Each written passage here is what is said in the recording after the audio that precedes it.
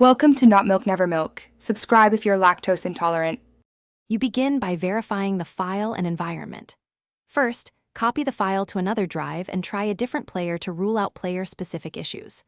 Once done, make sure Windows is up to date and that Media Feature Pack or necessary codecs are installed. You need an administrator account for the fixes ahead, so sign in now.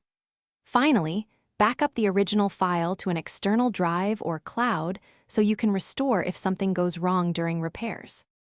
Next, focus on repairing system and codec issues that cause 0xc10100be. Open an elevated command prompt and run sfc/scano to fix corrupted system files. Reboot when complete. Then install or reinstall a trusted codec pack or official codecs and reset file associations to a known player.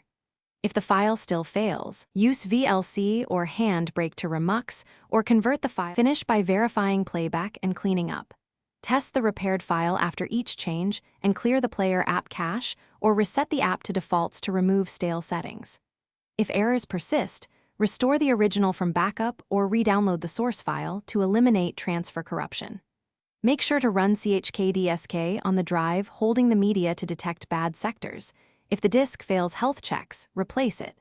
If you still need help, note which step failed and what error text appears.